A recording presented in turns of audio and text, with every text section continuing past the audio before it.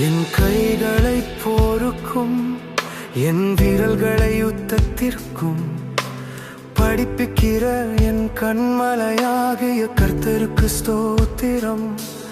அவர் என் தயாபரரும் என் கோட்டையும் என் உயர்ந்த அடைக்கலமும் என்னை விடுவிக்கிறவரும் என் கெடகமும் நான் நம்பினவரும்.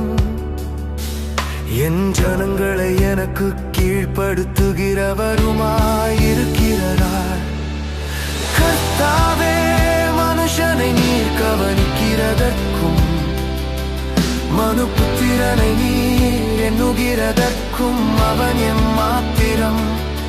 மனுஷன் மாயைக்கு ஒப்பாயிருக்கிறான், அவன் நாட்கள் கடந்து போகிற நிழலுக்கு சமானம். கர்த்தாவே, நீர் உமது வானங்களை தாழ்த்தி இறங்கி பர்வதங்கள் புகையும்படி அவைகளை தொடுரும். மின்னல்களை வரவிட்டு சத்துருக்களை சிதறடியும். உமது அம்புகளை எய்து அவர்களை கலங்கடியும். உயரத்தில் இருந்து உமது கரத்தை நீட்டி ஜலப்பிரவாகத்துக்கு என்னை விலக்கி இரட்சியும். மாயையை பேசும் வாயும் கள்ளத்தனமான வலதுகையும் உடைய அந்நிய புத்திரரின் கைக்கு என்னை விலக்கி தப்புவியும். கர்த்தாவே, நான் உமக்கு புது பாட்டை பாடுவேன். தம்புரினாலும் 10 நரம்பு வினையினாலும் உம்மை கீர்த்தனம் பண்ணுவேன்.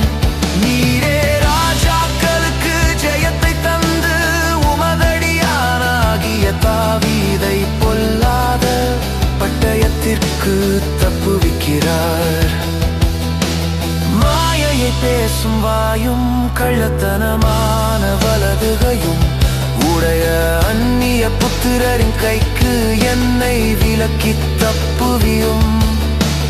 அப்பொழுது எங்கள் குமாரர் இளமையில் ஓங்கி வளரு விருட்சக்கன்றுகளை போலவும் எங்கள் குமாரத்திகள் சித்திரந்தீர்ந்த அரமனை மூளை கற்களைப் போலவும் இருப்பார்கள்.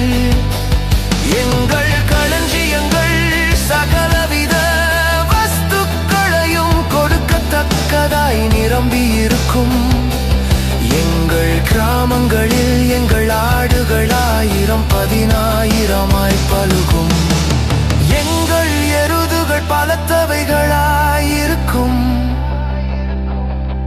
சத்துரு உட்புகுதலும் குடியோடி போகுதலும் இராது. எங்கள் வீதிகளில் கூக்குரலும்